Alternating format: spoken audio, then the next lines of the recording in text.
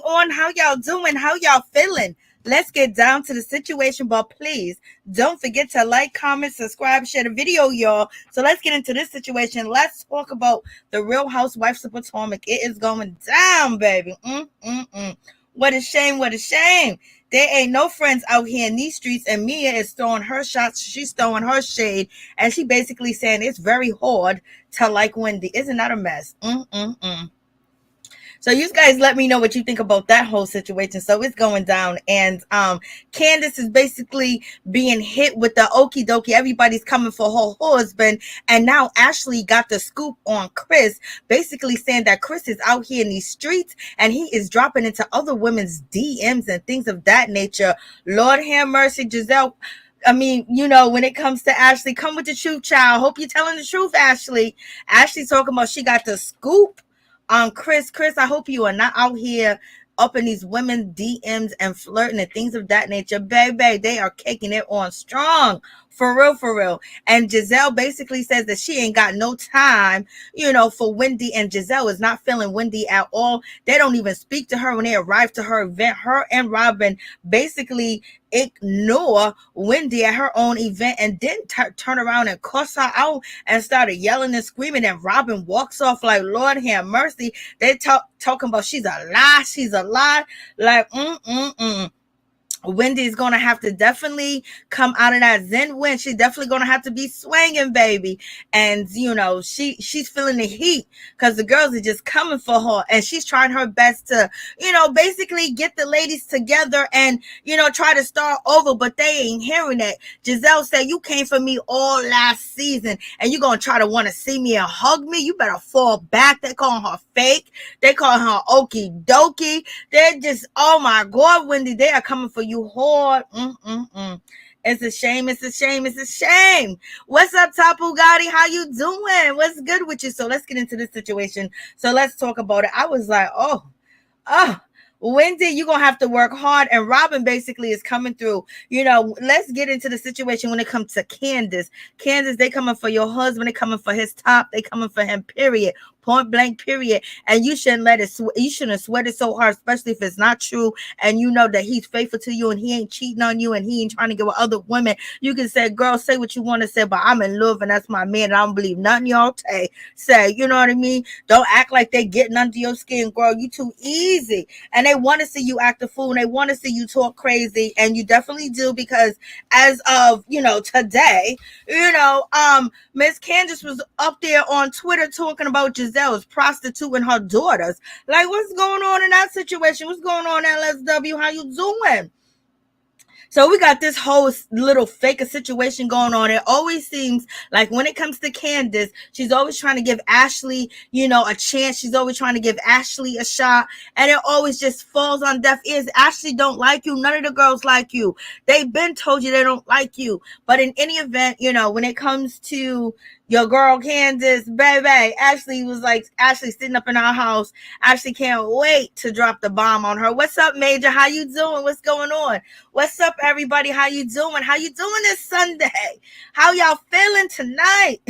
I'm just like, oh, baby. So we got Ashley and, you know, Candice in this little conversation that they have, and it's cute. And basically, Candice is saying we should be cool. We both were pageant girls. We're both around the same age. We young. We pretty. I do be liking Ashley, but when she turns into a whore, I was like, oh, child. When she turns into a whore, I was like, oh, Lord have mercy. So here we go. I wouldn't have Ashley in my house. I wouldn't have her sitting around. I wouldn't have whore or none of them witches up in my house, baby. But in any event, at least Ashley got to see a nice living space. At least Ashley got to see a nice house, okay? Because Ashley house looks like a bootleg daycare, okay? It looks like a daycare of a lady living in the building and got too many kids and lying on the application and taking all types of kids in. You know, her house looks, I mean, she ain't got no space. She ain't got nothing, and she's sleeping in her kids' room, child. Come on, Ashley. Ashley act like she don't got a dime. She don't got a dollar. She don't got a nickel. You know, baby, she want to stay in that house and make make sure Michael, ain't out here with somebody else. Girl, get a life, get a life. But allegedly, Ashley was out here dating someone from Funhouse, whatever that damn show is, and she went on a date with him. Maybe we'll get into that later. She was pictured on a date. Okay, so I guess she's out here dating. What's up, April? What's up? What's going on? How y'all doing? How y'all feeling? So, Ashley's a whole trip, and I keep telling over and over and over, Ashley never forgives. Ashley never forgets, and when it's her shot to cut your throat, baby, she is there cheesing and smiling. Okay, so in any event, yeah, and she probably felt a certain type of way when she walked into Candice's house, and Candice has nothing but space. You can play double dutch jump rope, you can have a boxing match, you can play basketball, football up in her house, you can run up and down the stairs, you can play real hide and go seek in her house. Ashley was like, oh my God, like, yeah, Ashley, this is what you trying to get. You trying to stay with that man to lay on your back and get something, and he's basically he even got a vasectomy, so you can't get no more of his money. What a shame, girl. That you were supposed to turn that old man out. It doesn't supposed to be the other way around when he's turning your ass out. Child, what a mess. In any event, let me keep going. So, they started talking about, the divorce rumors, and Ashley's like, yeah, it's out there, blah, blah, blah. Yeah, she probably leaked them herself. Anybody from the cast could have leaked it. Who cares? It was out there. She wanted it to be out there. She talking about she wanted it to be a joint statement. Joint my ass. You guys ain't never did nothing joint unless you had a threesome. Okay. And when you got married. And he probably was in the delivery room. Oh, it was from Winter House or Summer House. Yeah, it's one of them houses, girl. Thank you. What's up, Lady B? How you doing? So in any event, so you got this whole situation going on. So Ashley sitting up in that woman's house with envy and hatred. Okay. That she can do it on her own. And plus, she remember what you said about her husband. You think Ashley's going to be cool? I don't know. Ashley just has like an uncanny loyalty. It looks like that she's not cool with Giselle or Robyn, but them are her road dogs. That's who she always go back to. That's who she always end up with. That's who she always do the dirty work when it comes. So, what a mess. And then, she talks about the vasectomy that Michael had and things of that nature. Michael had a vasectomy and flew his ass to Vegas to get some poon cash. Okay. Anything but to be around Ashley ass. Like, Lord, your old decrepit white man don't want to sleep with you, child. What's going on? Yeah, she LSW. She always forget everybody's on the other side. She's always running to Giselle. Always running. Oh, Giselle's my friend. Giselle this. I've been telling Giselle my difficult times. Wasn't she coming out your husband saying your husband's a coattail, right? And this and that. And it's like it bothers me that between Chris and Candice, they have no damn common sense at all. Like, this woman done said a whole lot about you, Chris. Why are you even DMing her? Why are you even DMing the cast? You almost got in a fight with Ashley's husband. You know what I mean? He thinks that you guys are the most despicable people ever. And if he feels that way about you, you gonna think Ashley don't feel that way about you, Candice and Chris? He was like, oh, that man that's living on that woman. Oh, did he got a job, for Christ's sakes? And then, Chris is always traveling for a job. Like, I don't know what's going on. Like, it's the stupider gets stupider, and it is what it is. So when Giselle, Robyn, and Ashley hem you guys up, it's almost like you deserve it, because you acting like they actually changed their size, or they changed who they are. Like, it be killing me. So, Ashley is basically talking about Michael got his vasectomy and he went right to Vegas just to get away from you. And then on top of that, he probably will hope that Ashley will move out with them goddamn kids, but she won't leave. He want her gone. She said, well, if I leave, I know he's going to have somebody there in the house. And that's what she said. That's how quick he's ready to move on and get rid of Ashley. It's a mess, but Ashley's out here dating. Ashley fighting for dear life. She want that money. She ain't leaving that house. She ain't leaving that marital property, or whatever the case is. I hope your name on it, child. But in any event, moving on from that situation, she's feeling like, I don't like the people disrespecting my husband. I love the people that are going up for me and they are supporting me, but it's at the expense of my husband. She's talking about, Michael and things of that nature. So that tells you right there, Candice, you don't have a chance. And whatever drama that they have in their relationship, she believes that some of you guys are responsible. So Ashley always collects the dirt and hold it, and then when she get a chance to throw it in your face, she definitely will throw it right into your eyes, and that's what she is going to do. But in any event, Candice is asking her, so girl, is it like that with you and your husband? Like, how can you be separated and you guys are still in the same house and blah blah blah? I know in some states you guys gotta be apart. Ashley was like, no, not today. We can be together forever. We can live in the same house as long as we're not sleeping in the same bed, as long as we're not having sex. Michael was like, I'm the big dog. I'm taking a big bed, and she's sleeping. She's bunking with her son, child.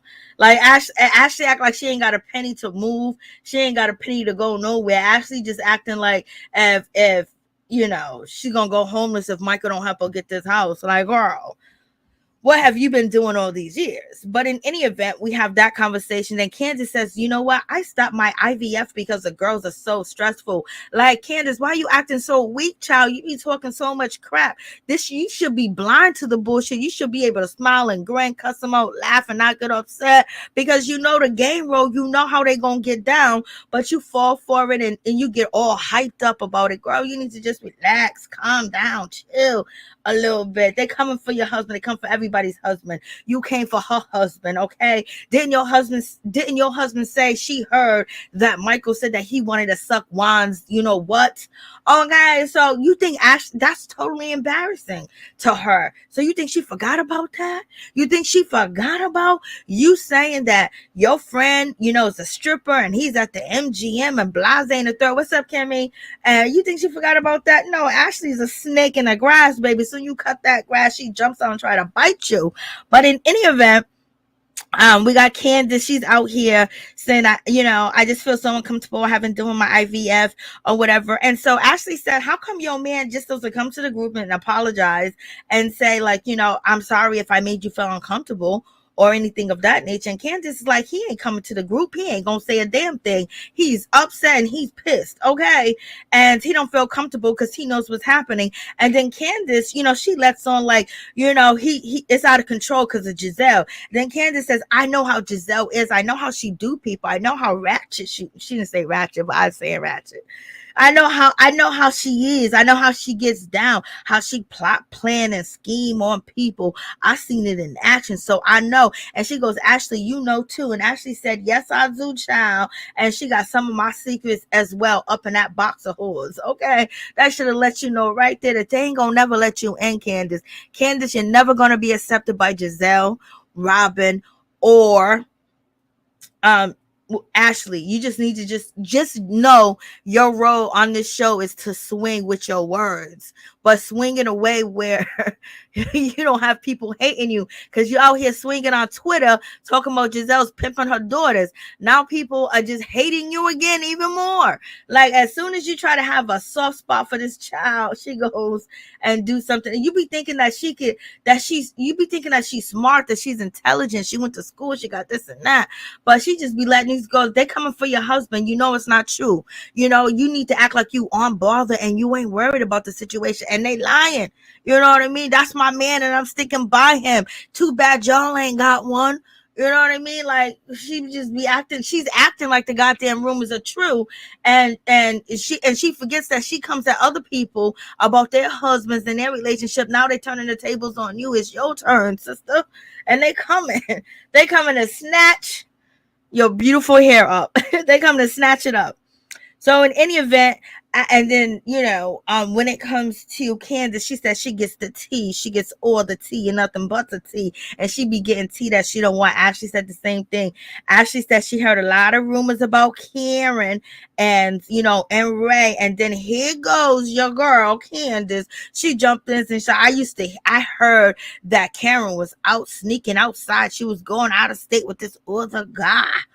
And we already heard that tea. She was going on with this other guy with dinners and stuff, and she think that people didn't know, but people knew. So why you bringing that up? So now when somebody brings shit up about your husband, don't get mad because you talking about other people's marriages, whether it's already been put out there. There was no need for you to throw Karen under the bus, even though you guys are beefing, but you want somebody to respect your marriage, but you ain't respecting others. Okay? So girl, stop crying. Stop crying. You got the devil sitting at your table. If Chris was in the house, she would have probably said Chris came on to her. Like, it just be way too much going on. Ashley is with the other side, but Candice forgot that. I know she always does, Kimmy. What's up? How you doing, girl? What's up, Mary? Giselle and Robyn are the mean girls. The mean girls, they are the mean girls, but the mean girls show you who they are and they stay in the same character. But why do you guys go and trust them? Why do you think they're never going to accept, Candice? So Candice needs to create her own where everybody wants to be around her and camera time that she becomes a star. And instead of Candice trying to be accepted all the time, create your shit. You know what I mean? She said on one of the episodes that she had to be separated before they could file for divorce. A year almost. Yeah, that's what she said. They had to be. Every time you turn around, she's making up a new story. Ashley ain't trying to leave that man. She don't want to have sex with that man no more. She don't want to either. They don't want to have sex with each other. Okay. Because he must have traumatized Ashley. Ashley got traumatized for that Montag. You know what I mean? But in any event, so we have that situation where Candice is throwing, Mrs. Karen under the bus, and she also says, girl, I got tea that you was out here on a date with a hockey player. Ashley jumped on the floor. Ashley's all like, oh my god, like, yeah, I was. It wasn't like that. I met with somebody, blah blah blah. Ashley, you better try to get as much money as you can and move forward.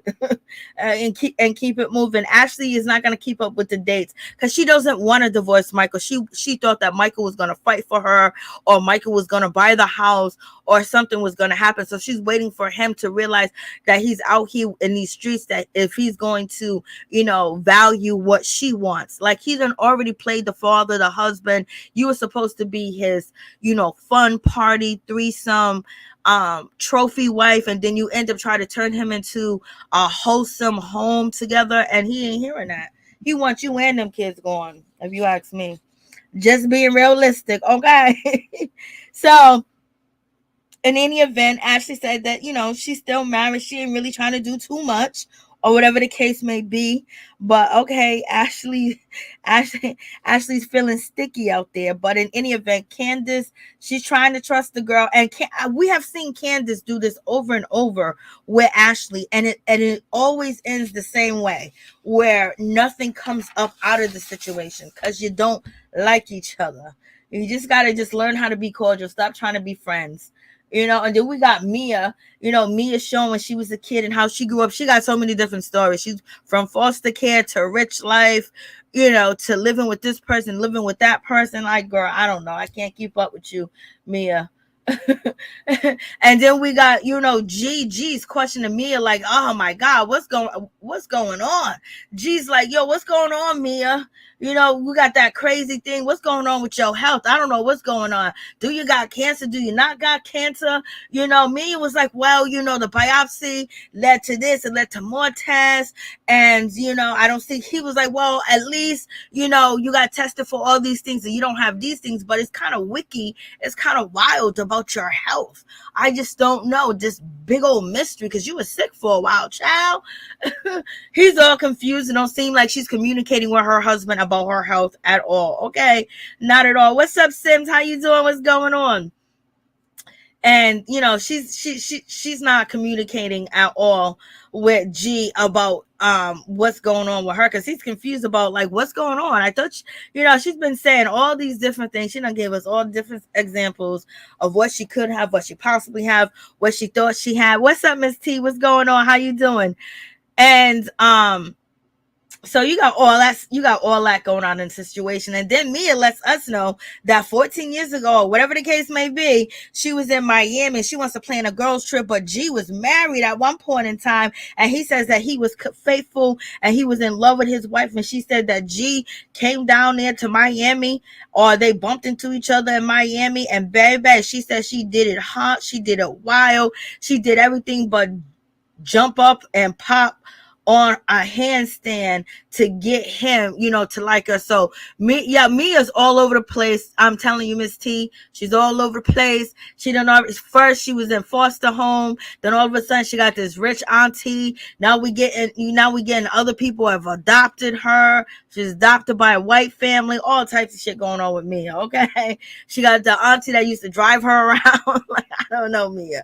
So in any event, but Mia said, so to me, what Mia was saying, that he was married when she met him. So basically, this is what these desperate ass hoes do. When your man is tied down, he got what G got, because G was owning all the McDonald's, okay?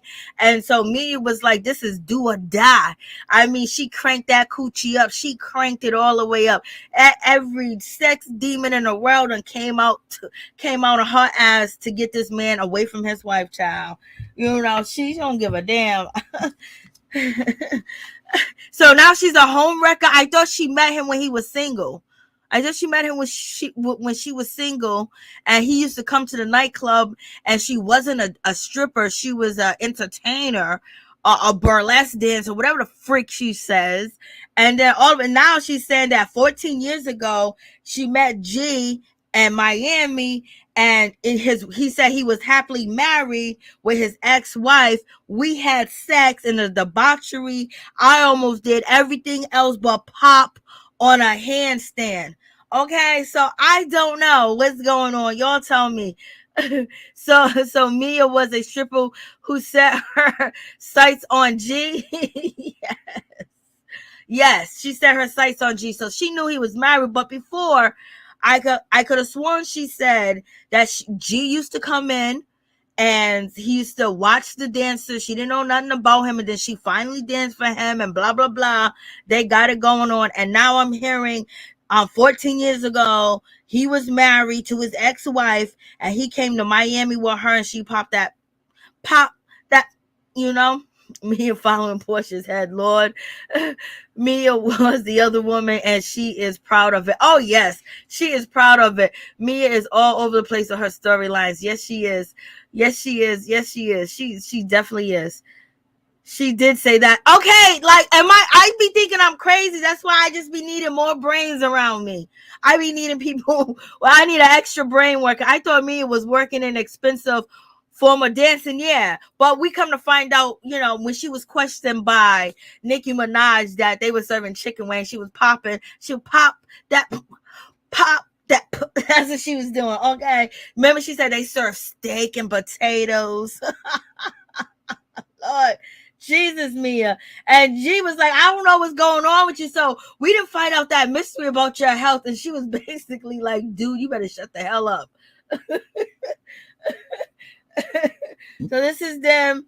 He was married, and she ended up snatching him from his wife. Okay. So now the turmoil that Mia's going through and G's going through, being betrayed, sometimes shit that you do long time ago have a way of catching up to you and hurting you. Okay. She hurted his first marriage, and now the family members is hurting his second marriage. Okay. They might be broke out here asking for donations, baby.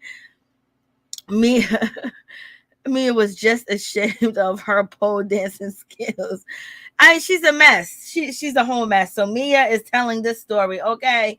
And so we got Giselle. Giselle is disgusting. Like, Giselle's a pig. I mean, a straight up pig.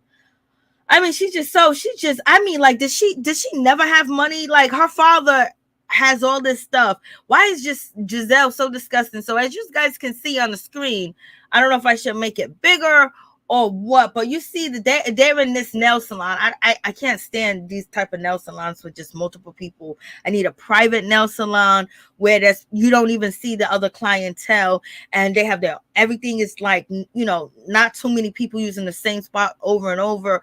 Like, these type of places, you might come out with infections, okay? But in any event, they serve you some wine while they using dirty utensils on your ass and cheap ass towels that you don't even know if they're putting detergent in to wash them. I'll be damned. But in any event, so you see the towel. I don't know if you guys can see the towel that the nail technician is putting down. Why just so if you can see that's the towel. The nail technician is putting down. She's getting her feet done. And I must say, Giselle did look good at the nail salon. She actually matches. Her clothes look nice. Her daughters must have dressed her. And she takes that same towel that where people put their feet on that black part, they put dirty towels, clean towels, or whatever, or people's feet, they're cleaning out the crudiness of what's in the toes. The crudiness is just what's going on. And she takes that towel and she puts it on her face. Why would she do that? Why would you use that? Like, you wouldn't ask for no napkins, no paper towel. You don't got no type of sponges in your pocketbook. You don't got no napkins, no Kleenex. You got nothing on you. You don't got nothing on you. So she take that towel that she don't know if it's clean or not. Could have been just folded up. I bet you didn't smell like soap. I bet you that towel didn't smell like fabric softener. And she gonna take that towel that lady put her hand on. We don't know where her hand been. And then she put it on the black thing where you put your feet at, and where hundreds and thousands of people put their feet at. Then she takes that towel and she put it on her face.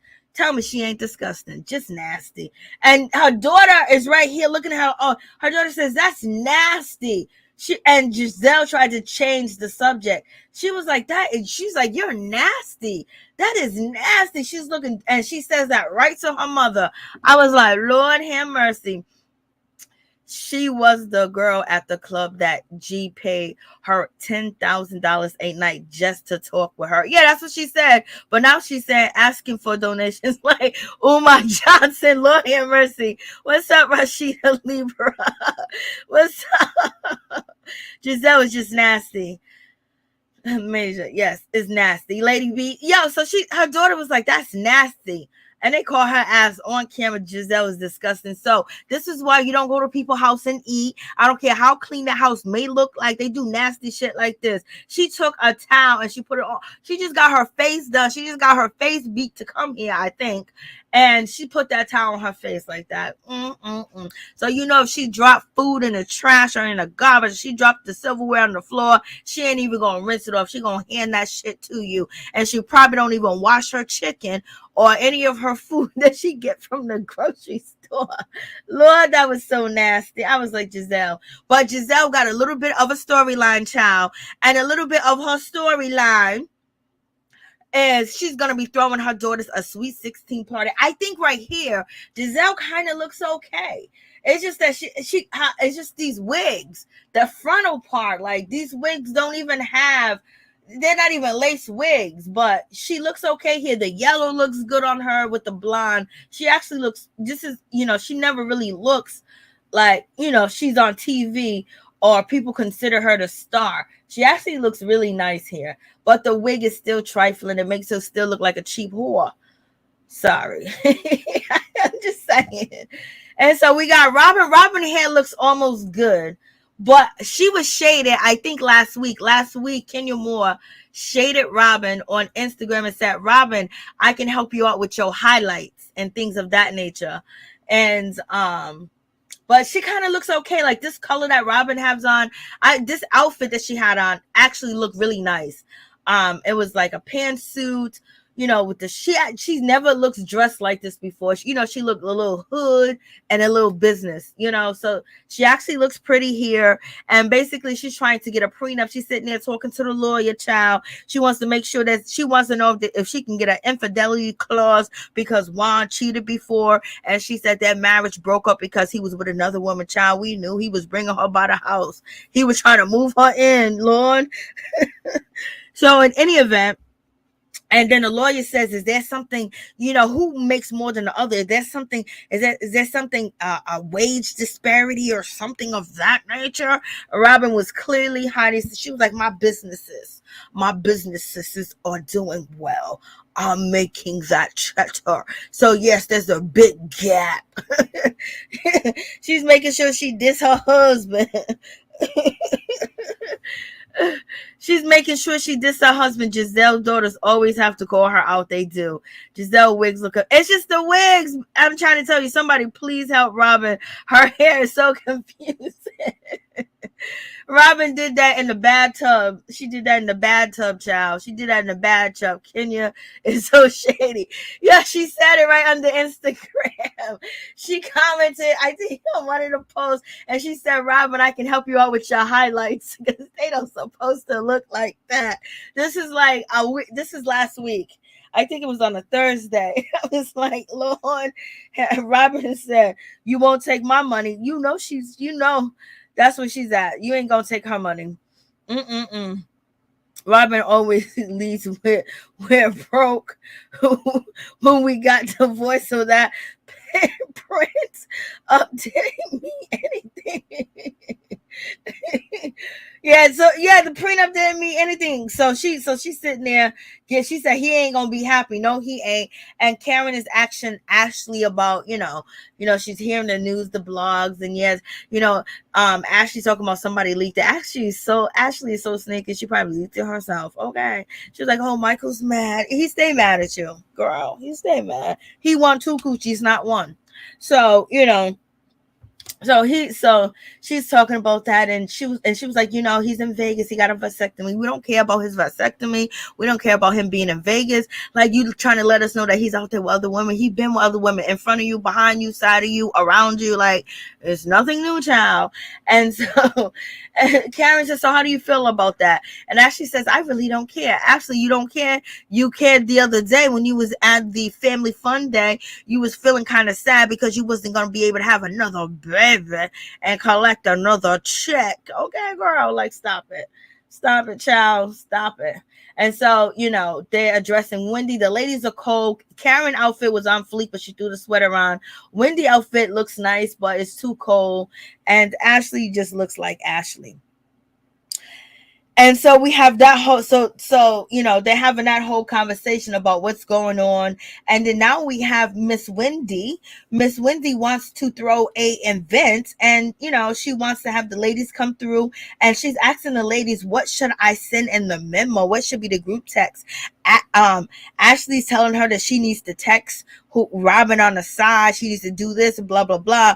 And like, Wendy, you the one that want to be their friend. You the one that's trying to, for them to be cordial with you. So just listen to Ashley, because Ashley is their friend. Ashley always comes through for Giselle and Robyn at the end of the day. She'll be acting like she's on your side. She'll be riding with you, jumping with you, smiling with you. And then once the shit is over, Ashley be sitting right there with Giselle and Robyn. They be kikiing and dancing. I don't even know why they don't get it, but whatever. So Wendy don't want to listen. Okay, Wendy, that's your problem. Listen to the girl. Maybe she was telling you something that Robyn would have thought, because Robyn's not trying to be your friend. You're trying to be Robyn's friend. Okay. So therefore, if somebody's trying to give you some information, don't be so dismissive of them. And yes, I know Robyn, she done did you dirty, child. She told your kids that they can't come to family and fun day. Okay. And Karen is feeling bad about that. She does address it to, Wendy, like, I'm sorry that your kids wasn't invited, blah, blah, blah. And she's like, here's the thing. I'm going to bring I'm going to let my minor children travel with Candice. So basically, Candice, she don't think that you're responsible enough to supervise her damn kids. Okay. All right. But I wouldn't send my kids anyway. But she threw a shot at you, Candice. Okay, child. That shot was for Robyn, but it had a boomerang hit you, then hit Robyn. Okay. So, you got all this going on in this situation. And so she was like, well, I'm going to say this, I'm going to say that. And it was like, well, Ashley was trying to give her the heads up, like, girl, you don't want to say this, you don't want to say that, blah, blah, blah. And she don't want to listen. Wendy's going to take owner for her being so dismissive to the girls, okay? She is going to take ownership of being dismissive towards the girls. And, they're trying to advise her, but she ain't listening. And then, what did that lady bring them? Did that lady bring them a pet, or did she bring them a freaking animal? I don't know what that lady brought her. I was just thinking, what was it? Because So, and right now, what's her name? Wendy's basically saying they better be happy I even invite them. They better be happy I did this. They better be happy I did that. But they ain't trying to be your friend. They ain't trying to be. They ain't trying to be. It was a blanket. These girls be doing. Ashley and Giselle just acting like they came from the concrete. They was birthed inside the concrete with the cracks. Just goddamn well that blanket is filthy and full of bugs. You're gonna put that shit on you, and you're gonna bring them goddamn bugs home to your kids. Like, what's going on? What's going on, Raheem, Charles? How you doing? How you feeling? And so, Wendy's not listening. That she's trying to tell you something. The Lord is trying to tell you something right now. And she ain't paying attention. She's going to do it her way, because maybe it could have possibly went different, but it wasn't going to go different because they're not feeling you. They don't like you, Wendy. And it's just going to be one of them situations. Then we got Candice and her sister. Excuse me. But her sister's pretty and everything, but child, you ain't gonna be in my house with no bra on, with a see-through shirt on, your stomach hanging out. Yes, I love my husband, he loves me, and I'm not insecure, but girl, you gonna cover up while you walking through my goddamn house. You ain't gonna be, you ain't gonna be turning up that little guy that's down between his legs. What is he Blackie down there in between Chris' legs? So he can run to the bathroom and start jerking or whatever the case may be.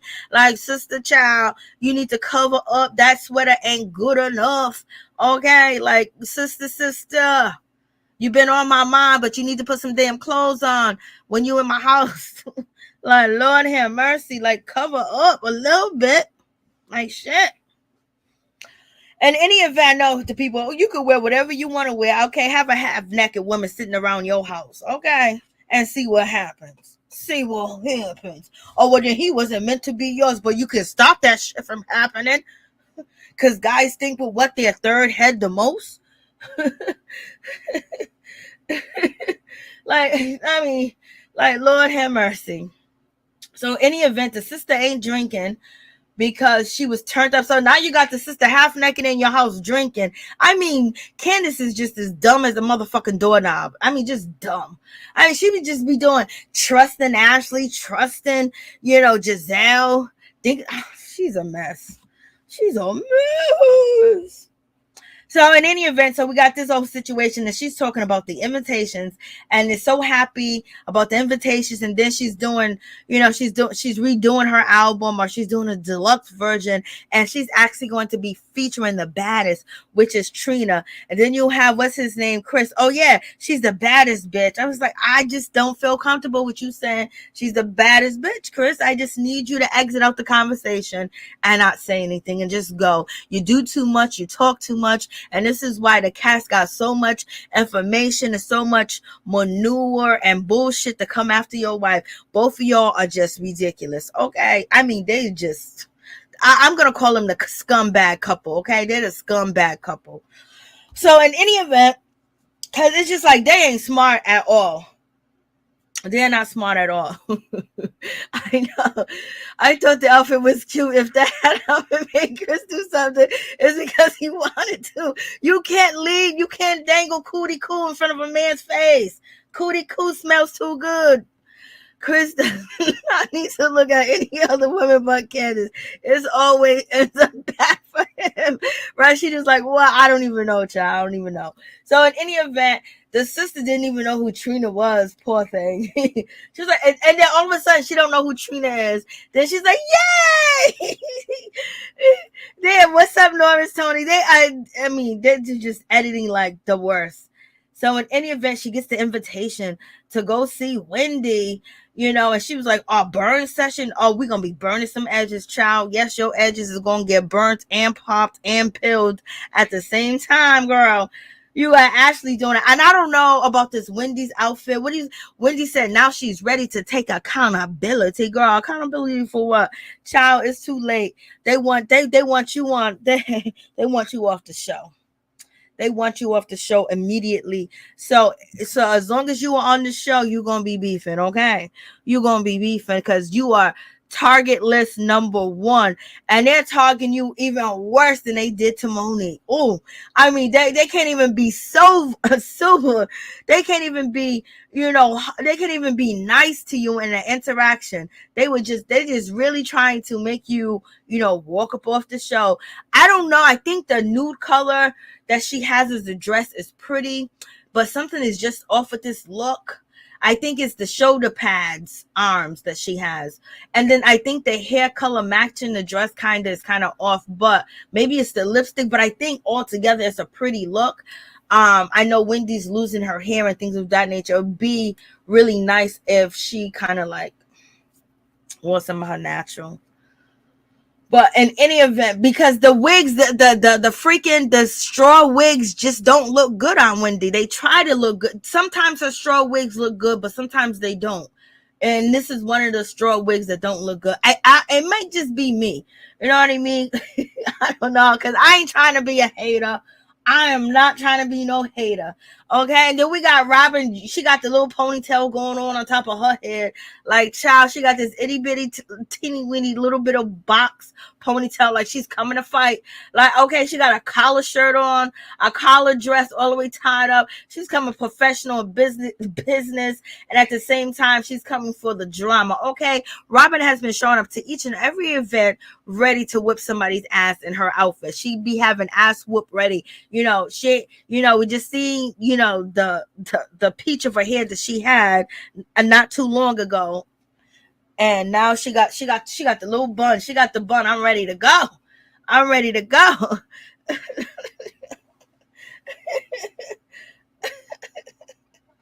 What you say? I blame Wendy's jawline. It's strong. Lord have mercy. They are mad at her for the body They mad at her for the body makeover, and she read them. She told them about their life. She said Juan was never going to marry Robyn. She said Giselle got a fake relationship, and how can you promote that man, your ex-husband Jamal, and look how he treats you, and look how he do you. I was like, Wendy is no more. She doesn't know how to check these ladies. Yes, it was clearly at the table she didn't. Giselle and Robyn are the Shawnee and Evelyn of this show. And it wouldn't even be that way if the rest of the girls wasn't too scary and too goddamn shady to just get in their own shadow. If Karen and Wendy and Candice, if Karen, Candice, and Wendy stick together, it wouldn't be no Giselle and Robyn, because the thing about it is, what Robyn and Giselle do, they double team you. So once you started arguing with Giselle, Robyn's going to jump in. And then once you started arguing with Robyn, what Giselle's going to jump in. So they have each other's back no matter what. And these girls, they won't have each other back. They'll let the other one get dogged out and be like, oh, that's your business. And then it'll be their turn to get dogged out. And nobody comes together to realize, oh, the common denominator of dogging me out is Robyn and Giselle.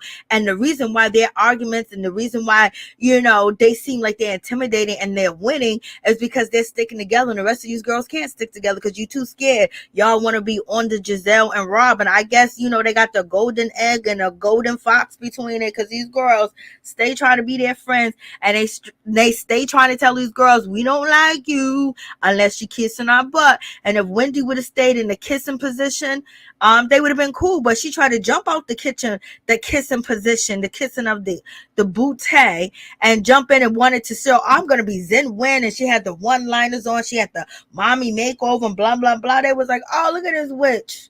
And I was there. Oh, you trying to outshine us? You trying to outshine us? Oh, not today. And that's what happened. Robyn. So you have that whole situation, and Robyn is sitting in the car already. She's sitting in a Sprinter already, talking about, this is the fakest invitation I ever seen. The fake is this, the fake is that. What did Ashley tried to, give Wendy a helping hand, and what did Wendy say? I don't need your help, okay? They better be happy. I'm texting them, okay? We all know Ashley is the in-between to these two. She is, the cheese between the bread between these two, okay? So in any event, Not Robyn saying her hat business is booming. Yeah, she said the hat business is booming. Where are the candles? I don't even know, Miss T. Robyn acts like she comes from the streets. She's hardcore. Well, she's hardcore compared to these girls because they be running with. Yeah, so true, Lady B. The most violent person on the show is Robyn. When she gets mad, she gets super aggressive.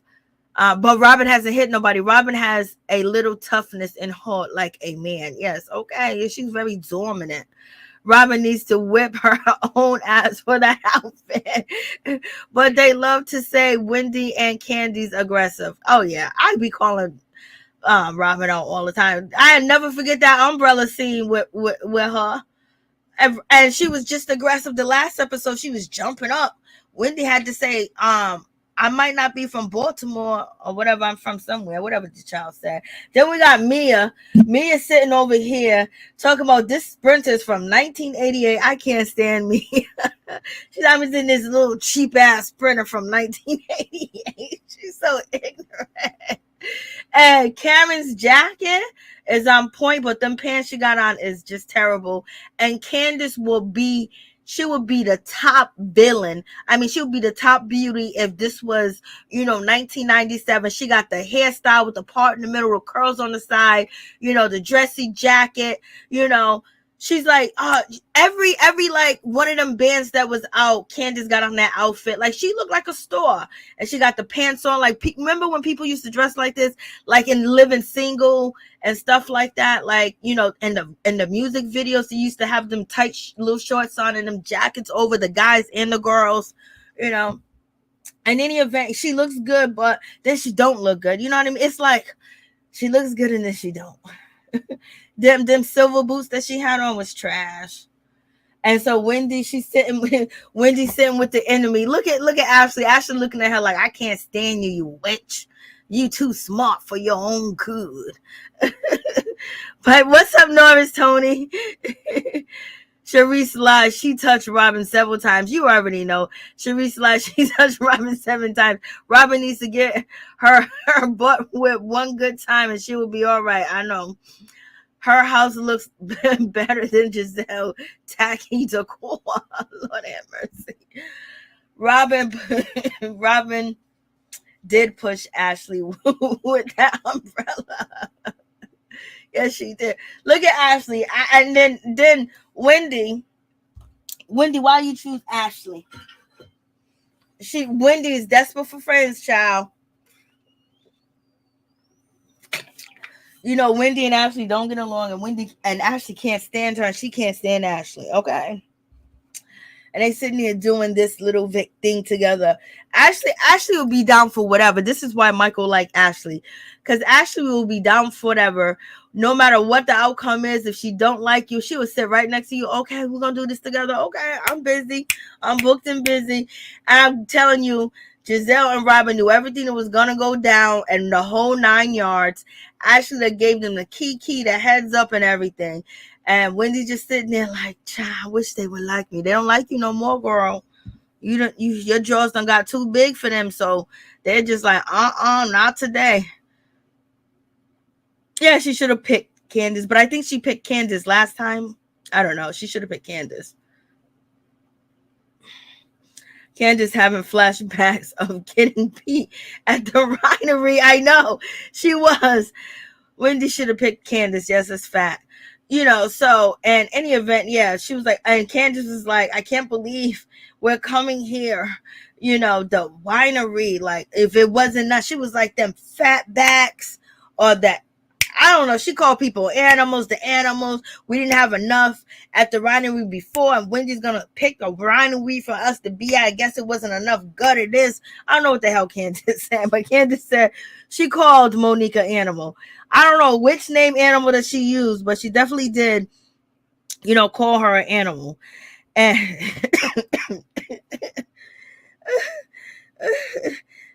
so we can have a wild time. So, she's kind of pissed off about the situation. And Robyn's like, oh yeah, look at this fake shit with Wendy. Like, she's just feeling a certain type of way. Like, child, they ain't got no love for you. Excuse me. And then you got Then you got Robyn. She's in her confessionals. Oh, yeah, the burn session. Yeah. Oh, I'm gonna get burnt because Wendy's hosting it and she don't like me. Like, I don't give a damn. I don't care. Yeah, she's here to rip Wendy's throat out. I even accused Wendy and Robyn of having some type of relations, the way that they was fighting back and forth last season, and this shit continues. Wendy read them down so bad about their real life. She didn't make anything up. Everything that has been said on the internet, Wendy put it in her reads to Giselle and Robyn. And they ain't forgave her for that yet. Then they ain't forgave her for stunting, getting a mommy makeover and blah, blah, blah. Giselle said, I didn't do all these push-ups and I don't do water aerobics for you to go get work done. So they was pissed off. So you got a whole lot going on. And so, they come into the event, right? And guess what? Robyn does not even speak to Wendy, and Giselle don't even speak to Wendy. Okay, Giselle goes over to Ashley because Ashley been informing her about the whole thing, everything that's Wendy saying, or whatever the case may be. And Robyn, she just totally, I don't know what dress Robyn got on, child. Robyn look like, is Robyn a nurse from the 1988? What's going on, Robyn? She got that ponytail, she got that bun in, baby. She's ready to go. And so in any event, you already know it's going to be on some smoke because they're not even saying hello to the host. Okay. They're not even saying hello to the host. They coming there to act up. They coming there to act a fool. Just act a fool. Wendy said that she's going to take some accountability for her behavior. They're not trying to hear it, Wendy. They believe everything that you're saying is fake. Okay. They see themselves in you. Okay, so right now, they definitely not trying to have conversations with you. They definitely not trying to be cool with you. Wendy had an event to clear everything up. Isn't she got petty? She is. They went in. Oh, please, Monique is literally on the radio laughing out loud. Where's Candice wants to be? I live in Maryland. Monique is on every morning. Yeah. She was on Love and Marriage Huntsville. She's on that show. They got another season, and she's on in the morning. Robyn stormed out only to go wait in the Sprinter van and to put on her lugs. Oh my God. That's all she could have been in there talking her ish. But that's how much that they don't like Wendy. Like, it's just like, So Wendy's basically saying, I'm here to clear up the air, blah, blah, blah, and all this other bullshit that she's saying, and they ain't even try to hear it. We're going to play this game. We're going to say something positive, something negative, and then we're going to burn it away when it's negative and when it's positive. We're going to keep it, blah, blah, blah, and we're supposed to do this, and you're going to say this and that. Like, them stupid games that they always play on this show that somebody's going to get upset, okay? You burn it to ashless, to ashes, and, we'll move on. We'll open up so we can be truthful, we can move forward, and so we can have progress and things of that nature. So Karen was very nice when it came to Wendy, and she was like, I seen the progress, I seen, the things that you have done, and I'm truly happy for you and things of that nature. And then Candice, she says that, she feels that Wendy's been really open and things of that nature and blah, blah, blah. Like, so Candice is basically saying, a nice comment towards Wendy. And Mia was like, well, I didn't, you so dismissive and shit. But you hosting this prove to me that maybe you are not self-centered. So Mia with an underhand diss, and Wendy said, I'm gonna burn that shit right there. I'm gonna burn it. I was like, Lord. She said, you so self-centered, or she said something. She was definitely disrespectful to the child. And they talk about Ashley's room, and Ashley was like, yeah, it's out there, just gonna have to deal with it. She's like, yeah, you're gonna have to burn this child. They trying to burn you.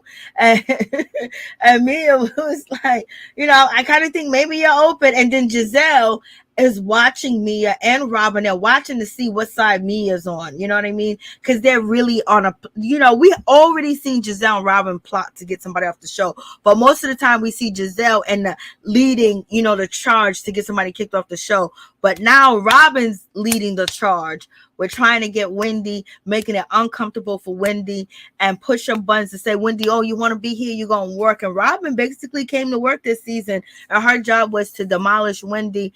And Wendy, the friendship, you just going to have to just, you're going to have to just, be smart. Every chance you turn around, just know that they ain't messing with you.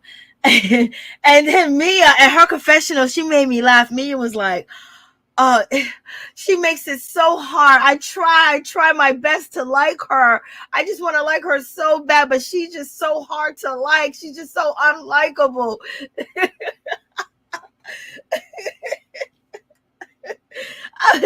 And she's making these faces and shit. Her confessionals are really funny. Even though, see, this right here, we believe that she's telling the truth about little things that happen within seconds, okay? And she gonna get called out too. And then Mia got called out about the Chris situation. She was like, well, it wasn't sexual. But when she was talking to, when she was talking to Ashley, whoever she was talking to, she said it was so disrespectful the way that he was just staring. It would make you feel uncomfortable. He was just looking and just looking, and she was making it seem like he wanted her. But she said at the table, well, oh my God, oh no, it wasn't sexual. He was just staring. Candice was like, it's a lie. We all know that it's a lie because we seen it, child. But her confessionals are funny. And so we got the girls. We got Giselle. Giselle got the Peachy Cheeks on to match, her blazer. Okay. And they came there to, to shade. They came there to disturb. They came there to, make sure this event don't go the way that Wendy thinks it's going to go. They want to make it hard on Wendy. They ain't forgave you, Wendy. And you said too much shit to them, child, about their men. You read them about their men. Oh no. So, and then you said, how is Giselle a good example to her daughters? Because she keep running in and out with Jamal. Oh, God, they ain't going to forgive you because Giselle's still trying to act like she got a relationship with Jamal. Well, Jamal's going to do this for my daughters, and Jamal's going to be there for their 16th birthday. And, Jamal's going to say this, and then they flash back to Jamal buying his daughter a restaurant, which we know the restaurant is foreclosed on. The restaurant's closed down, child. So... But Wendy isn't dissing them like season 6. They don't want nothing. They already made it up that our storyline, everything is full-fledged. Get Wendy off the show. That's it. Good night, Dee Dee. Robyn said, I don't have anything nice to say. She sure did. Wendy wants to fix all issues except the issue she has. Wendy said, no shade, but I am about to burn this. Mia did not care. I know. Mia was like, I'm going to burn. Wendy was like, I'm going to burn this, okay? And she was like, all right. And then she got in her confessionals, boy. It was just too much. She said, I try to like her. Robyn is losing her cool a lot this season. Yeah, something must be going on at home with Juan. Because Juan looks like something's going on with him physically. So something's definitely going on at home with Juan. And then maybe the words that Wendy said to her made her realize what she has, with Juan. And this is one of them situations. They really allow these two to be superior. Yes, because none of the girls are confident enough and they don't trust each other enough to stand together. Robyn and Giselle stands together. This is why they always win. If Robyn and Giselle didn't stand together, then people wouldn't. Then it would be a different thing. But it's not that situation. As far as the girls, they don't trust each other, and they don't trust each other enough to actually team up. So this is why they are this superior group, because once one of them's done with you, the next one's about to jump in. And these girls don't stand together because they don't trust each other. And we gotta face it, they're fucking weak. Let's just be real, they're weak. Because could you imagine being bullied?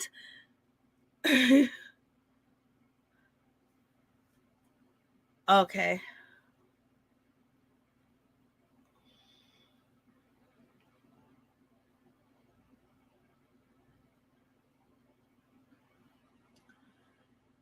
Let's see if it would let me do that.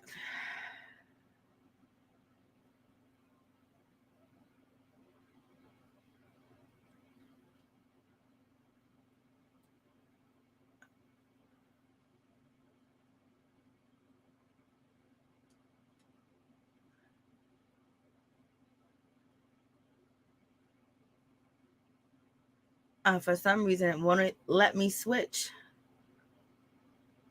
I won't let me switch to put it on there.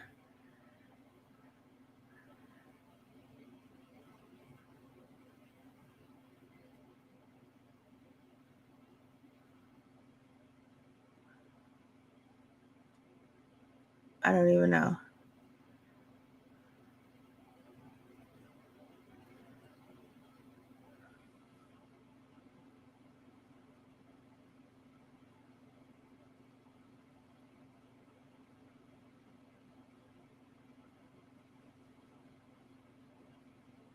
Yeah, it won't even let me do it. So I can't even see. For some reason, I guess maybe I have too much open. Because now I can't even see you guys.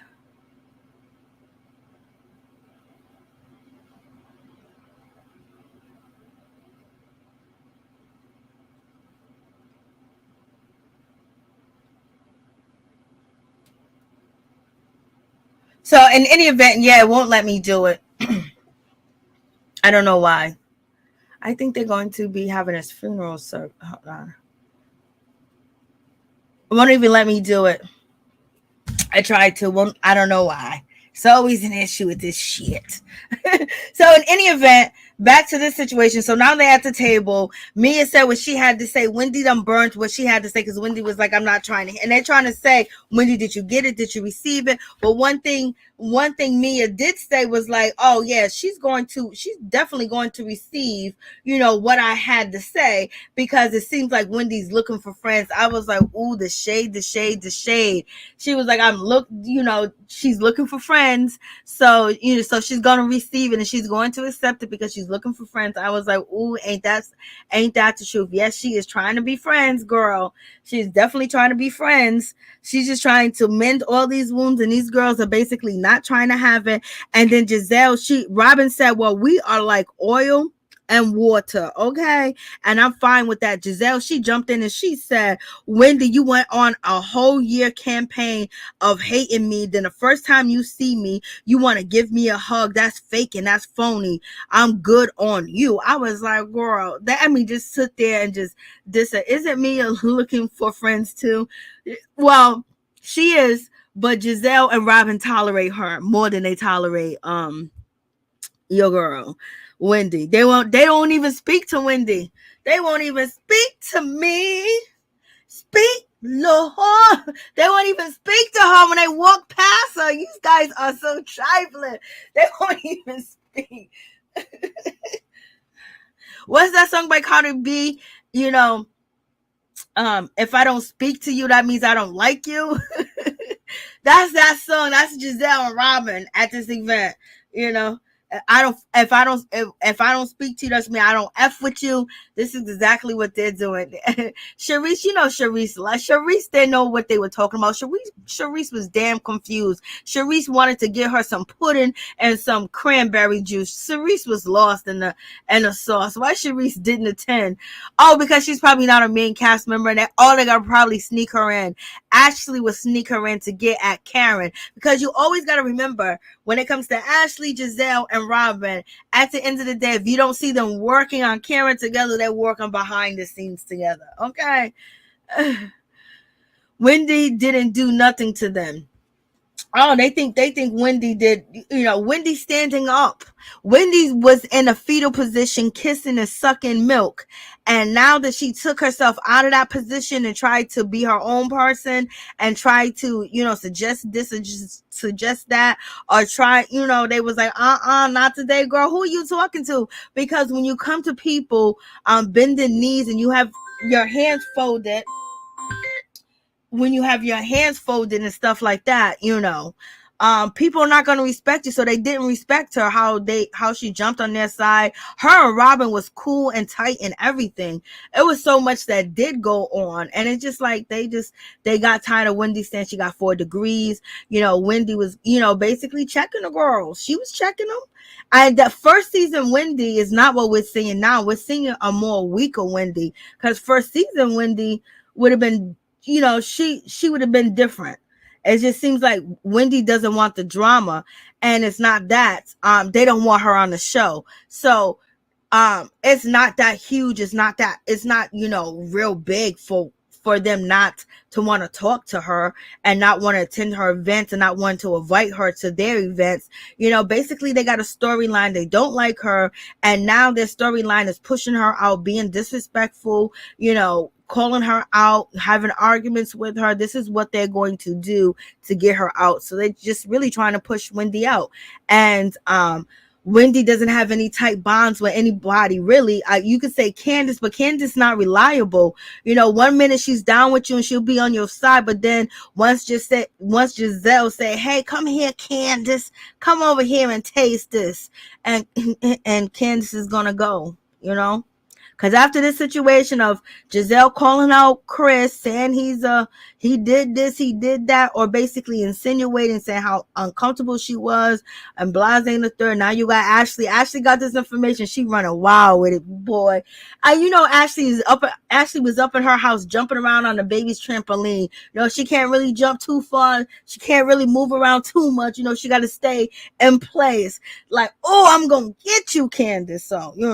So, and Karen and Candice can't stick together. They was, so the problem is that these ladies, they can all come together and say, we're not going to get bullied by Giselle and Robyn, okay? Or the reason why Giselle and Robyn seem so tough is because if you beef with one, you got to beef with the other. With the other ladies, you beef with one, you just beefing with one. They don't stick together. So therefore, they're just targets. They're just being shot at, okay? And so Giselle said, "I'm good on you." Wendy said, well, I want to address your situation, Robyn. You said that we are like oil and vinegar. And then Robyn said, oil and vinegar go together. Oil and water doesn't. I was like, girl, shut up. Shut up. Like, shut up. And Giselle's talking all types of mess in the background. She's egging it on, like, oh my God, like, what's happening? And so, so you got that whole situation. And and so Wendy says, "I would like to own my role and making you feel that way."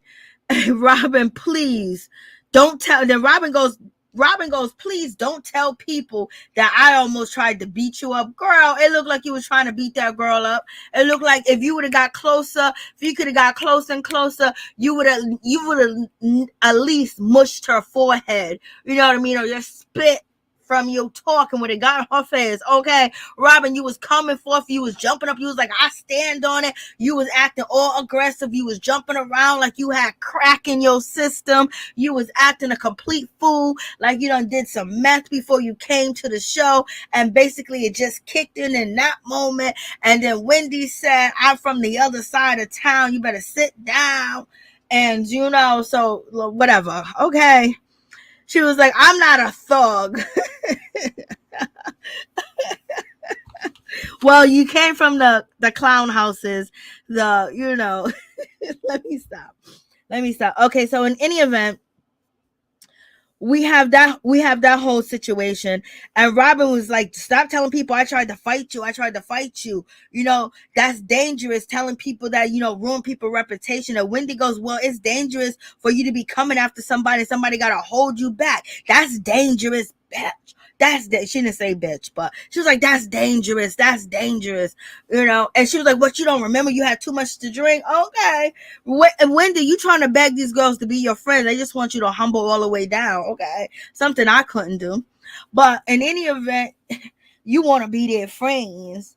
Okay, they don't want to be your friend. So right now you're giving them the upper hand because you're begging for a friendship, because you're begging to film with them. You're begging to stay on the show. Girl, you can't round up the troops. You can't get Candice crazy ass. You can't get Karen. You can't get Mia. You know what I mean? You can't trust none of these girls. None of these girls got backbones to stand on, really. You know what I mean? And Candice, oh yeah, she got mouth, but she stayed crying and she stayed getting played on TV and acting a fool and jumping out of character like she ain't got no damn sense, like she wasn't raised with a silver spoon in her mouth. She's acting like she was raised like Robyn and shit. Like, what's going on? Like, Lord, she's acting like she was raised like Mia. Well, we don't even know how Mia was raised because her story changes all the time. But we know that the scar on her face came from her cooking food on the stove, and because she had a neglectful father and a neglectful mother, and they was both on drugs. At least we know that part is true. The rest is whatever Mia say, child. So in any event, excuse me. So we have that whole situation, and and she was like, "Don't be telling people that. Don't be telling people that."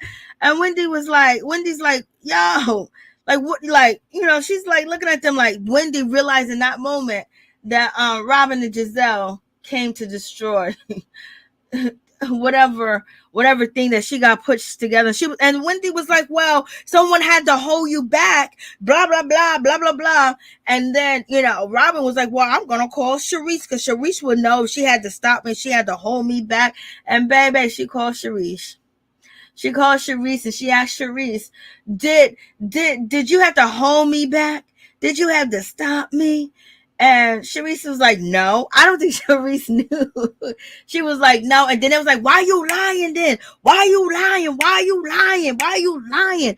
Oh, look at you. You're horrible. I mean, they're acting like they're at a football game.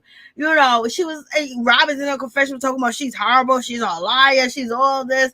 And I was like, yo, like, Wendy, they tried you. Baby, they did try you. They tried you. They turned up on you. They did the most. They definitely did do the most. And baby, I was here for every single moment of it. And then we get to this, and we all know Charrisse is holding her back. First, Charrisse was sitting down in the chair. Charrisse was sitting down in the chair. She put her arm out. After she put her arm out, she had to stand up and stop Robyn, and she had to push Robyn all the way back to the wall and stop Robyn because she was very angry. She was very upset. She was very aggressive. She wanted to swing, And then on top of that, the reason why they had the argument is because Wendy is telling, Robyn that she needs to stand on it because she did call me a liar. But at the same time, Wendy, she didn't need to even have that fight. When Robyn questioned her about, hey, listen, why did you was like asking all these other questions, asking, what did Giselle say, or like who has a problem? Both of them are just one of them. And Wendy could have said, I was just curious to see if both of you guys was on the same page, and then and left it as that. And then Robyn could act a fool all she want, but then she was like, well, you need to stand on it. I didn't call that girl a lie. And then 2 minutes later, we got Wendy out there talking to production saying that, oh yeah, Mia's a lie and everything she talks about is a lie. So you created more shit for it to go down to happen when it didn't need to happen because you wanted to prove a point. Oh, she better stand on it, but you feel the same way that she feels. So, but you help create an argument. Even though Robyn was coming for you, you could have really shut that argument down. It was like, I was just curious of how everybody else felt about the situation if both of you was in agreement on Mia, point blank. But she was like, well, you said that she was a liar, and I never said that. I gave her the benefit of the doubt when you don't give her the benefit of the doubt. What's up, Ralph?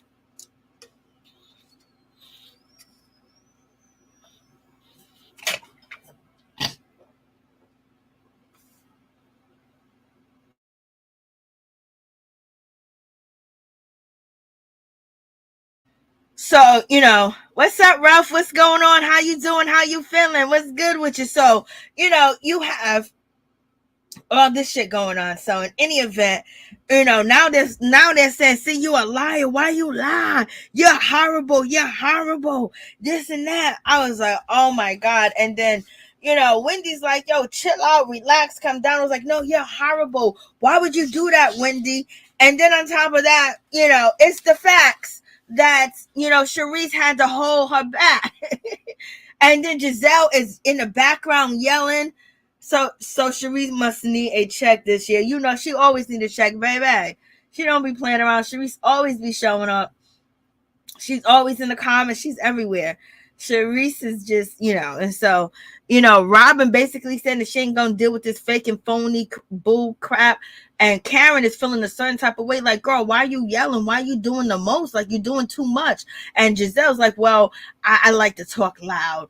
I'm just like, it's just so much going on in the whole situation. Like, yes. And Karen knows her turn is coming up because Charrisse might be showing up. Charrisse might be showing up in the place to be. So in any event, it's just this whole situation where they basically turned up on Wendy. Wendy was like, let's move on. Giselle was like, what you mean move on? Why do we need to move on? No, let's stand in this. Why are you such a horrible person? Like, oh my God. Like, And then Robyn leaves the place, and Robyn's gonna be like, oh, she wants to be in a better place with me, but yes, she's still trying to prove that I'm wrong. So basically Robyn sounds like a 2-year-old. She sounds like she's pouting because now she's saying that Wendy really doesn't want to move on to a better place because she's still trying to prove me wrong. Well, you are wrong. You were hurt to be held back, and you was loud and you was aggressive and you was really acting up out of order. Point blank period. You was acting like you was out there in the parking lot getting drunk. You know what I mean? Like you was acting like real wild, real quick. But I can understand Wendy gets on people's nerves. Wendy didn't have to have that argument with her.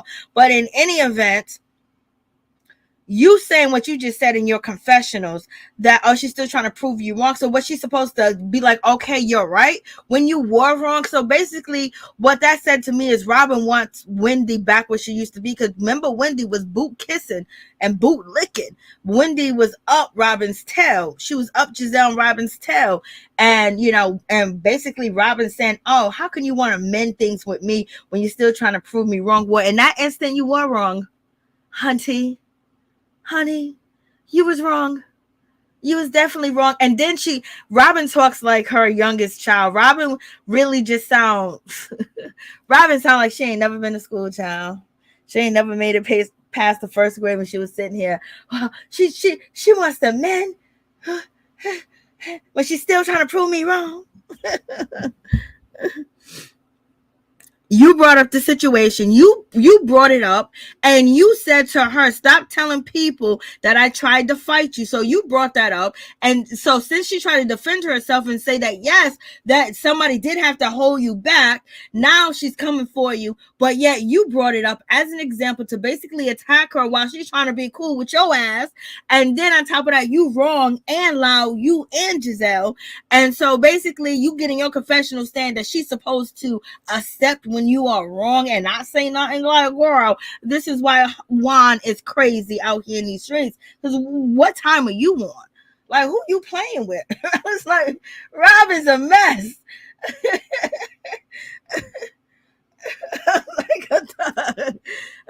Robyn must be getting none from. She can't be getting none. True, but Wendy's right.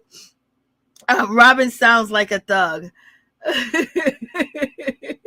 Robyn is thug, and she came with the thug ponytail. She came with the 1998 ponytail. Only thing she forgot was her Vaseline. She forgot her Vaseline. And I'm pretty sure Robyn has shorts under that dress that she wore. Okay, so if it popped open, it would be just like she got shorts and the top on. Okay. And so now we have this whole situation, and Robyn, she gets up and she was like, I'm leaving the room. I'm out. Peace. I was like, well, okay. And she was like, Robyn shouldn't have to leave. And so now we get to this whole situation when it comes to, so Ashley and So we get to, the whole Ashley situation, and the whole Ashley situation is just like crazy because Ashley was like, well, you know, I gotta, when it comes to, child, like they just be playing up in Candice's face, baby. And it's just like Candice. Ooh wee. And so Giselle was like, Robyn shouldn't have to leave, but Robyn did leave. And they basically said nobody got physical, blase in the third. And Ashley said one of her friends came to her and told her Chris was flirting with her at the bar. She was at the bar trying to get a drink. Child. Robyn leaves to not be able to leave. I know. I know. That is a mess. Robyn said, don't push me. I'm close to the edge. I'm trying not to lose my hair. Robyn is ready to snatch that wig, child. She ready to snatch that baby doll hair out her head. Robyn sounds like a thug. Y'all are too much. So in any event, so you have this whole situation. So now they going back and forth, and Candice is shocked. Candice, why are you shocked? Oh, because Ashley came to your house because y'all had a little conversation, and she said she sprinkled baby dust on your picture so you can get pregnant. You cool now? Like you like. But in any event, she gets surprised. Like, again, she's always surprised and she's always shocked. And they always keep telling her that they don't like her. And she just never gets it. She just never understands it. And she's always trying to mend wounds with Ashley over and over. And it never works because Ashley don't want to be your friend. Okay. So moving on from that situation, she goes, oh yeah, my friend girl was at the bar, at the restaurant where you work at. And baby, your husband was all like giving her that look. He was flirting with her, and it could be true and it could not be true. You know what I mean? At this point, when it comes to Ashley, she's getting all her revenge because now it looks like she's going through a divorce. Her husband has been a known creep on the show. He has grabbed booties. He's talked about sucking peen. He done grabbed the guy's ass. He tried to fight Michael. He tried to, tell the production and them people that they ain't ish. The cameraman basically didn't have enough evidence to prove that Michael grabbed his butt, but he also did grab homegirl that used to be on the show. He grabbed her butt, her boyfriend's butt, and so he just done a lot of things. He talks nasty, he talks disgusting. He's always drunk. When he gets drunk, he's always flirty. He acts like he's in love with wine and all this other stuff. He's just a pig. He's been a pig. He's been caught on social media in his underwears. Your husband ain't shit. You should never bring up anybody else's husband or talk about anybody else's husband. But at this time and point, Michael has took a back seat, and so now she's mad that people came for her marriage, and right now she's coming for yours. So, Candice, I don't know why you're surprised. You talk shit. You and your husband talk shit about Michael. So therefore, you think that she's going to give you a saving grace. She never liked you. Why would you think that she would call you? Why would you think any of that? Why would you think that? I just don't know. But in any event, moving on from that situation, and Candice is like, girl, how come you didn't call me? You was just at my house or whatever. You could have texted me. She said, well, this happened after I left your house. She was like, how come you didn't call me? How come you didn't text me? How come you didn't do this? Girl, when you told her about her husband, who was around? Giselle was around, okay? And you tried to do it really nice and neat or whatever the case may be and be all that, but nobody wants to hear about their man cheating, okay? So you brought the shit to her. Now she's bringing it to you. So it's tit for tat right now, and Ashley is going to be attacking everybody that attacked Michael. At the end, she's going to get Giselle back. At the end of the day, Giselle hasn't been in a vulnerable position where she can just put the last dirt on top of her. But once Giselle get into that position where Ashley feels like Giselle can be buried, she's going to bury her too. Because she talked about her husband too. You know what I mean? They talked about Michael. They didn't want him around. Karen was basically saying, it hurts me to see this man, because I was abused and I was assaulted, and to have this guy come around, and it seemed like now everybody forgave what Michael did. Like they don't know what Michael did. Michael is a scumbag. He is ugh. Like, child, like, come on, please. That man is just disgusting. And Ashley was laying with that man, and she done had 2 kids with him. And Ashley's just as nasty, vile, and filthy, just like him. Why you think she married him? And why you think she's trying to hold on to the man? Because they're just peas in a pot. Ashley said that every man that she dates, she's gonna judge him by Michael. If they can talk about aliens, they can talk about this. You were stupid to him, Ashley. You were a nobody to him. You was just like, oh my God. And he don't want his kids to be raised by your family. He don't want the same upbringing that you had. He said all this shit on TV about you. You know what I mean? Like, and this girl, well, she's defending her husband, okay? But he talked nonsense with you a lot, Ashley. Yeah, he got money, but he's a disgusting human being, because the way you tell it, only way that you can get him is basically by defiling your body when you didn't want to. So what kind of, I don't know why you're using that man to judge other men. But in any event, if you can't talk about aliens, if he's an alien, that's why he talks about aliens, because he's an alien. But in any event, so Ashley was like, well, sometimes the pendulum falls the other way. And then Candice was like, oh, I knew you was doing this on purpose. You low down, dirty, trifling, hateful, nasty, disgusting, blase. I was like, go ahead, Candice, cuss her out. And Candice was cussing her out, child. And Ashley was like, no. And she's smiling. That's Ashley acting innocent, knowing that she done damn burnt down the house and she got the matches in her back pocket. She's telling the fireman, no, it wasn't me. That's Ashley. Ashley's very vindictive. And she always comes and collects. Okay.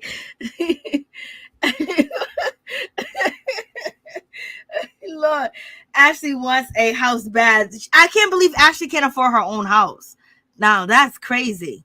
Candice stay with a tissue in the corner of her eye. You know she do, Ralph. Ashley is going to hell. Giselle, what Candice said about? Ashley is going to tell Giselle what Candice said about her. I know she is. Oh yeah, she is. But at this point, I don't think Candice really care, because they're coming for Chris. Candice's wig is a mess. I thought that was her real hair. Now, isn't this her real hair? Last week we had this discussion. Isn't this her real hair? Michael is a hot cheating mess. Now they coming for Chris. They coming for Chris. I know. But the thing about it, yeah, Katie's boyfriend at Karen's party, where she yelled at Ashley to get away from her daughter. Okay, yeah, that's where it went down. But yeah, thank you so much for that, Miss T. When it comes to, yeah, Katie's boyfriend said that he grabbed his butt. So Chris hasn't done none of this. But in any event, Ashley is a weirdo. Ashley has father issues. That man is like her father, and he removed her from poverty, all right? And he helped her because, it is what it is. Ashley dropped Candice like a hot potato salad. I know. She didn't want nothing to do with her. What's up, Letitia? Candice wig is a mess. I don't know if that's her hair. When you can sleep with the crypt keeper, I don't put anything past you. Facts, Ralph. I think it's her real hair. I do wish she would wear it differently. Look, I think it's her real hair. So in any event, so we have this whole situation, and Candice is just like, what in the hell is going on? And, Candice said, I see that this is a setup. And she even had that conversation with Ashley. Well, Chris doesn't want to say anything because, Giselle is seeking her teeth into her husband. And, they're using him for a storyline. They're using Chris for a storyline and Wendy. And what pops off the storyline is having Candice respond. If Candice didn't respond to them in a lot of ways, and make them really work, all they got to do is say something or do this or do that, and then she goes off deep end. And it's cool because now they cause the scene. They just said a few words and they cause the scene, cause her to act up and get mad, blah blah blah. So boom, we got our paychecks, we're done, we just made our money off of her. And so I guess she doesn't get that they put in very little effort, be mean, say nasty shit to you, and then you jump off and you go crazy. But if you could just channel your energy to not even respond and act casual, or respond in a more and another way that they would have to keep going so they can put more effort in. They just poke you and make you go off, and then boom, scene cut, done. We did our job. And that's where we're at today. So in any event, Ashley basically said, it feels differently, huh? When someone, now that people are talking about Chris, how does it feel when people make accusations about your husband and talk about your husband? How does it feel?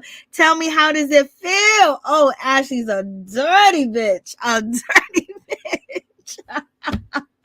Ashley is so dirty. Ashley was like, how does it feel? Tell me, how does it feel? You don't like it, do you? Ooh, ooh, ooh. Ashley's no, she cold. Ashley knows she cold. Ashley knows she cold. Ashley knows she cold. and then Ashley goes, well, and even Mia said that Chris was staring at her at the spring fling, and then Mia was like, he was just staring. I didn't say it was sexual. Okay, Mia is such a liar. And Mia was like, and Candice was like, anyways, because Candice knows she lying, because she's the same one that says Chris tossed her salad. She slept with Chris before. You can't believe what she say, so she cut that off. But now we got to see if Ashley has bringing a lot of friends onto the show. So are any of these friends on the show that Ashley has been bringing in, are they going to say that Chris has been hitting them up in the DMs under disguise of he wants them to come to his club, or his restaurant, I think restaurant lounge situation. So Ashley's basically saying, and I know some other people that Chris has been in their DMs and it wasn't innocent, nice and sweet like he was in my DMs. Okay. I was like, oh Lord.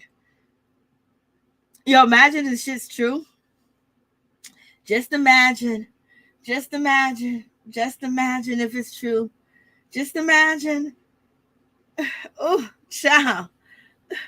Just imagine. Just imagine this is true.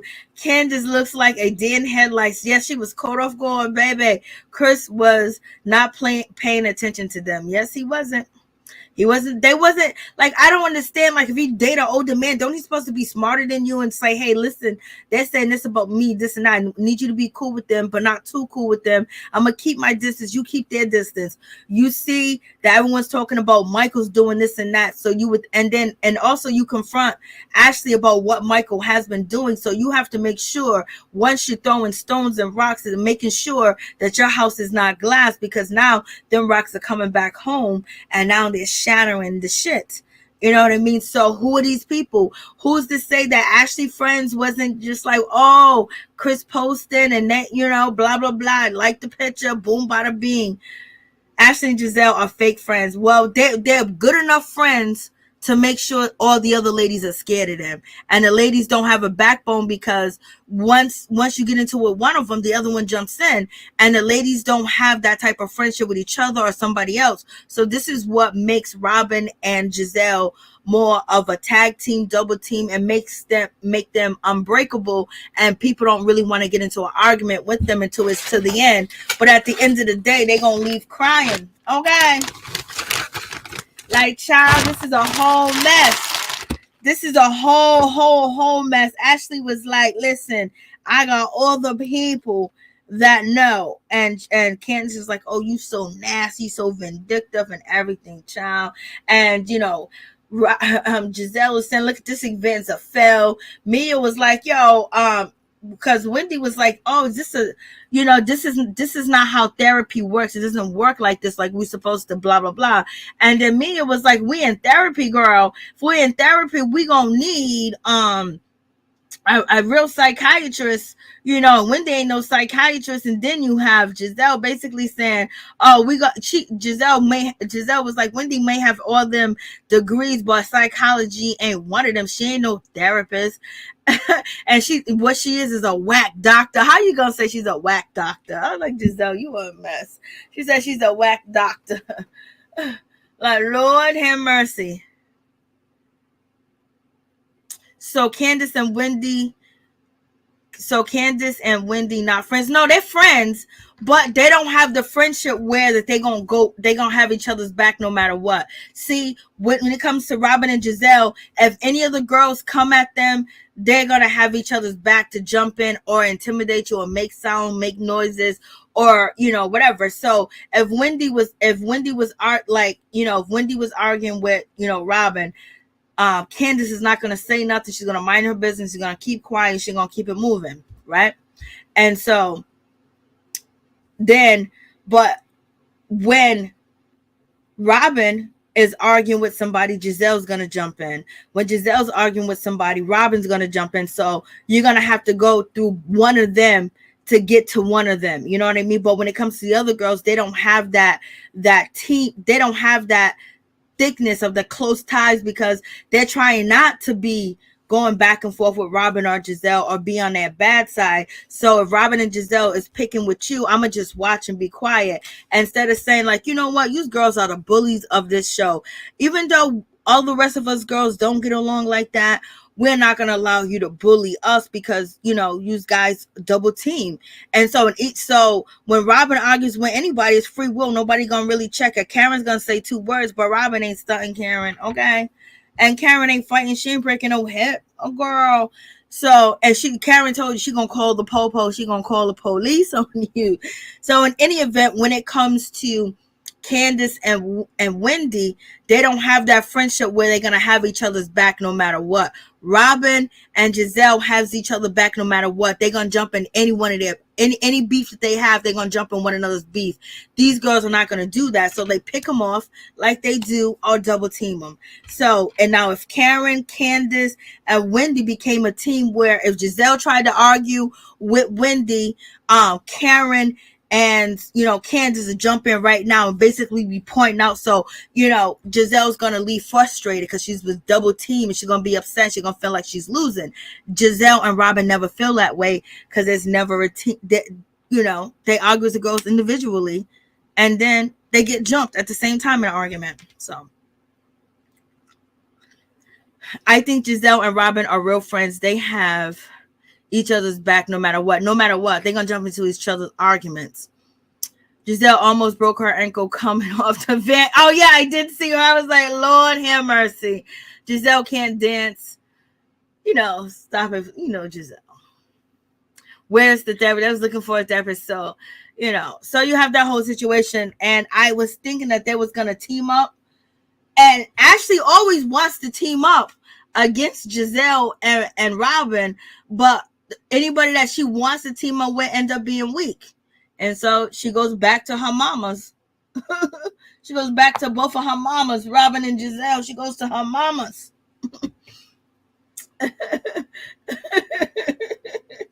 She'll go back to her mamas. And the word is Ashley's still living in that condo, child. She ain't trying to go nowhere.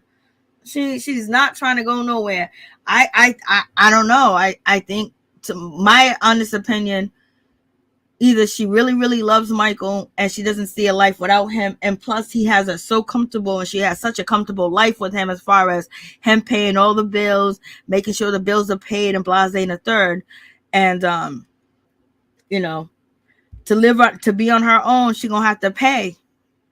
When somebody's been paying for things for years, you don't want to go back to paying for shit. I know I wouldn't. She's going on dates. Oh, child. I wonder if Michael gonna ever pop out and talk real shit about Ashley. Imagine the shit that Michael got to say about Ashley. Lord, imagine. Imagine.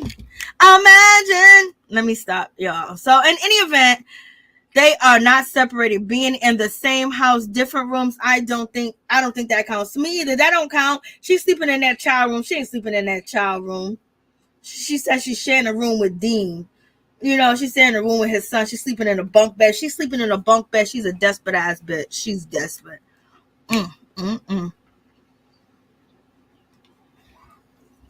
She was like, he's dating. He's doing everything. He's acting like he got Ashley at home. You know what? When he meets women, Michael got to say, listen, I'm a rich man. I love to freak you. I'll buy you. I'll help you out. but I come with some baggage. My wife and my 2 kids are in my house. That's what he says.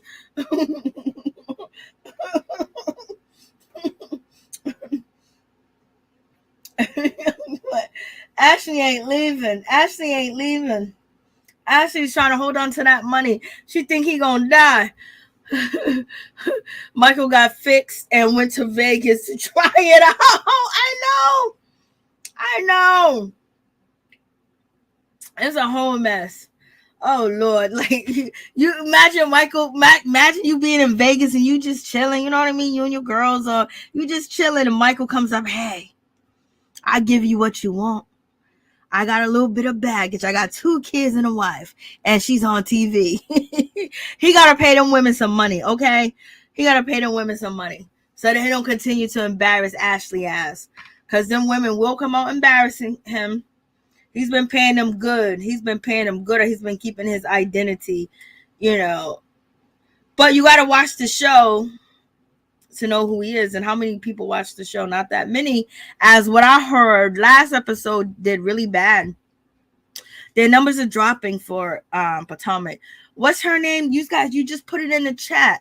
Katie just, you know, she dropped a picture on Instagram, and she's been in rehab for a minute now, for like 2 weeks. She's still in rehab, and she's basically getting clean. So, you know, and she said, you know, she's getting through this withdrawal and the addiction and stuff. She looks really well. So, and she was saying, like, basically it's the first time in her life that she hasn't been on any pills or any medication. So Katie might just make it her way back. Oh, thank you, Raheem Charles. I appreciate you. I appreciate y'all. So in any event, I'm going to say goodnight. I'm going to see you guys tomorrow at 5:30. See you tomorrow, guys, at 5:30, because I haven't did the Love and Hip Hop. So I'm going to see you guys tomorrow at 5:30. I was supposed to do it today at 5:30, but you know, things came up as usual. My sad story. I'm trying to get it together. Okay. Things just be coming up, you know. Sometimes you just can't help, you know, the people around you just be going through too much, and it interferes and it falls over into your life. It'd be like, damn, like, can the sister get a break? Can I get some time away? Can I just not have to deal with problems like this? Like, what's going on? But in any event, so I'll see you tomorrow at 5, and then Tuesday we'll talk about the final episode of Love and Hip Hop. Love and Hip Hop was pretty good. Love and Hip Hop Atlanta did pretty good, but it really seems like Jock and what's her name, Kendra, she really just, they kind of like disappeared. I think they're gonna be on another show, and they got these other girls fighting Kendra's battle, and Kendra ain't even been seen. So that means Kendra was lying the whole time. She knew Jock was messing with that girl. I will see you soon too, like 5:30, 6 o'clock. 5:30, 6 o'clock. I'll put the thing up. I'll put the notice up. Okay, y'all. And thank you guys so much for coming through. I really do appreciate each and every one of y'all for coming through, stopping through. Thank you. You guys have a wonderful week. Have a blessed week. Have a safe week. And please travel safe on the highways and the byways, that you are protected and things of that nature. And you know, you're filled with happiness, and you're filled with joy. Just, you know, some joy and some happiness in this time, because it's November 7th, and it's just dead bodies, people dying, drug overdoses. I can't believe Aaron Carter is dead. Like, and then I'm finding out, like, so many people trolled him and mistreated him online while he was going live on Instagram. I was like, that's so sad. Then you got Takeoff. I said Takeout. Child, forgive me, Lord. Have mercy. God bless the dead. So when it comes to Takeoff, fuck. It's just so many stories with that possible situation, as far as J. Prince Jr. being involved, and the father cutting ties with his son because Takeoff being murdered like this is bad for business. Then you had Duke the Jeweler that was murdered 2 months ago after playing crap game, you know, with, you know, Rap-A-Lot, mob ties, J. Prince Jr. and Jazz. And then now they're saying the killer of Takeoff is actually J. Prince Sr.'s grandchild, little Cam. So you got that, you know. So it's just, and then people are saying that Quavo set it all up because of the contract that they tried to have, basically they wanted him to sign the contract and he didn't sign the contract because, they've been having contract issues with P. So it's just so much going on. So please let them find out what happened to that man. And then on top of that, come to find out, Takeoff was the brains of the group. He put the group together. He gives us the concept. He's the smartest one in the group as far as giving them ideas and them sticking together, completing tasks, completing albums, and not taking shitty contracts. So now you kill off the smart one and you got the two dumb ones rolling around. And then you got, what's his name, Offset and Cardi B not say a statement. I think that's really disrespectful. Cardi B, Offset and Quavo not saying anything. Everybody else is saying something. We even got a little baby that was beefing with them. He said something. Child, they murdered that man on purpose, in my opinion. But in any event, we shall talk about this. Good night. Hey, what's up, Jen? How you doing? Aaron Carla, only 34 gone. Yes, I know. It was so sad. And they used to be bullying him on Instagram. I'm like, oh my God. Would you say Ashley was supposed to be a hot young thing for Michael, but now she has 2 kids on him? You already know. So good night and blessings to each and every one of y'all. And I guess it's confirmed that Spice is really sick or whatever. She hasn't really confirmed that, but she hasn't posted. But sometimes I just don't believe, because you remember she did that stunt and it looked like she bleached her whole skin, but come to find out it was makeup she had. She'd be pulling stunts. Keep safe, be safe, Mary Jane and Peep Squad. Oh, you're so sweet. Thank you so much. You do the same. You do the same. All right, you guys have a blessed night. Thank you for coming. Thank you for tuning in. Peace and love and blessings and joy and happiness to all my peeps and my people in the chat and the people in the bushes, but only the people that support one another in this, environment that we're in. We ain't trying to spread our love to the haters. Okay. All right, Major. Good night. My bad. I took too long tonight. I was just talking too much shit. I'm going to calm down with talking too much shit and get to the story. But I just got to talk shit for a minute. Well, I'm working on talking less-ish and getting to the point. But thank you guys and peace. Thank you for your patience.